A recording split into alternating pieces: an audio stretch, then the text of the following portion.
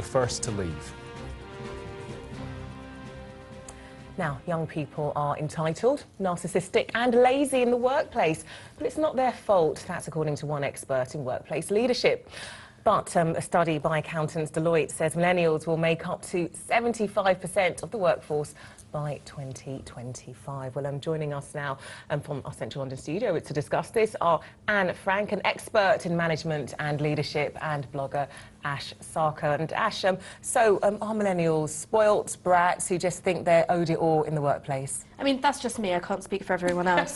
But in terms of this question of entitlement, entitled to what precisely? Are we talking about decent pay, working conditions, job security, adequate pensions, sick pay, holidays? It's increasingly the case that those things are no guarantee in the workplace. Since 2008, we've seen an explosion in forms of temporary work, precarious work, in which millennials are overrepresented. We're 1 in 4 of the workforce, but we make up to 44% of those in temporary contracts, 50% of those on 0 hours. So, but Anne, you're saying that's actually what millennials want. They're entrepreneurial, they're ambitious, so the idea of working in various jobs, various companies, is actually a good thing for them. Well, it is, actually. In fact, many millennials are very comfortable with the notion of a portfolio career, and I believe, Ash, you yourself have a portfolio career in that you're pursuing many jobs, not just one. And I think that this is a reflection, to some degree, of technology and what technology enables, and the fact that millennials have grown up with this technology, so they're very comfortable in flexible situations. And in fact, almost half of millennials would choose flexibility over better pay. Yeah, so it's 45%. I think if this is in the US, but 45% would choose less pay for more flexibility. But coming back to your point about entitlement and things like that, is there not a case that maybe, as the expert in the video that's gone viral that we're talking about said, it's down to the way they've been brought up, and parents saying, encouraging, rightly, many would say, to go for it, not settle for anything less than the best, and encourage their children. But when they get into the workplace, maybe that's not the best route to take with a manager. I think it's a mistake to try and locate structural changes to employment in kind of ideas around culture and disposition. We're talking about flexibility, right? It's actually the case that 59% of 25 to 29-year-olds who are in temporary contracts are only in that form of work because they can't find permanent work. I think this idea of a flexible, choice-orientated job market just isn't the case. And as to how we're socialized, again, I can't speak for other people, but the statistics don't lie, right? Millennials could be the first ever generation to have lower lifetime earnings, like in living memory, if not overall. And that's not just a bad hangover from the financial crisis. This has been the case since well before, when if you were 25 before 2008, your pay progression still didn't match generations that came before. But you see, what Deloitte's saying, and also this leadership expert, they're saying that they're finding it very difficult working with millennials because they feel that they're entitled to more in the workplace, they're unhappy with themselves as well. So they're actually dealing with young people who've got self-esteem issues. You can argue why that is. Is it because of technology? Is it because of the way they were brought up? But this is proving to be something difficult that leaders are struggling with. I mean, my self-esteem is great. It's my bank balance that's the problem. And I think that lots of millennials would say the same.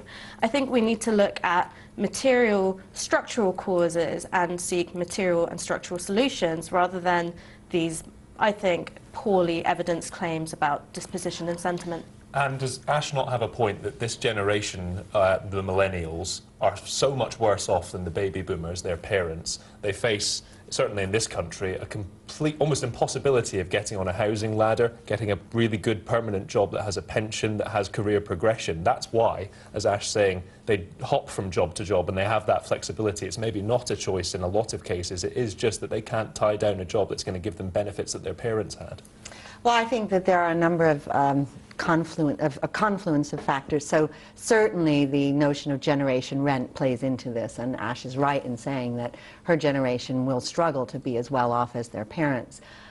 That said, I do think that this generation is less materialistic than the baby boomers. They are less you know, this notion of I'm loyal to my employer, I'm in the office first thing, I'm last to leave, and I'm all about pay and progression, doesn't really fit this generation. They have a broader view. 90% of millennials think that having a sense of purpose in their work and working for an organization that does some good in the world is very important. And I would argue that that's a very positive influence on our society. If that's part of their entitlement, the entitlement to a better, more productive, more balanced and equal world, then bring it on. Would you say technology has played any role in this? Looking at, let's say if you're on Facebook, if you're on Instagram, you're looking at people, other people, your colleagues, your counterparts, living a very good life. And so now you're getting the millennials looking at that, thinking, my gosh, this is the sort of life I should be leading. Then going back to their bosses and saying, gosh, I want to live that life. And then not only that, you've got filters. So people are filtering their lives, making their lives look so much better in so many different ways. And again, is that putting more pressure on millennials, and that's just hitting the workforce? I mean, I was reading a quite funny tweet, which is, you know, don't judge yourself by the lives of Instagram babies because you don't know how they're paying for it. Credit card debt, mostly. I think to return to this point about workplace productivity and how millennials relate to their bosses, it's not the case that we don't feel a sense of loyalty to our employer. And I think loyalty is, I think, the wrong word to use here. We should talk about exploitation. We should talk about productivity. We're working more hours than ever in the UK and in Europe generally, so for much less, right, in terms of productivity and wages. You think millennials are being exploited in this day and age? I think all workers are, but millennials are feeling the sharper end of it because we're newer to the employment market. I mean, if you look at the older generation, as you say, they would be in a job for longer, and there will be nowhere for them to go. They were almost stuck with the same employer, whereas millennials now can actually throw to their employer, actually, no, I could go to somewhere else for better. And they do. Yeah, they do. That's a good thing, isn't it? In fact, over half of millennials are saying, I'm thinking of switching my employer in the next 12 months, and this is not the way in which older generations have approached their employment, much more of it, you know, a job for life situation. Now, part of that is because there are more flexible hour jobs available, but part of it is, again, down to millennials' preferences and the fact that they are more inherently conditioned to want to do more than one thing. So I'm going to work at this company, but I'm also starting my own business. Up to 40% of young people in this country wish to start their own businesses. So the rise of the entrepreneurial spirit. This is a generation that has many different attributes. And, you know, workers, well, employers would be very well advised to start to pay attention to the different needs of this generation, because they're going to be 75% of the workforce by 2025.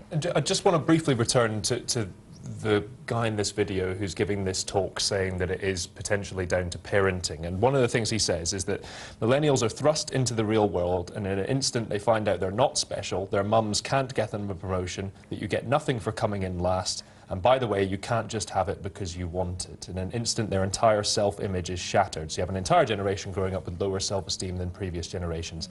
And does responsibility land on parenting as well here?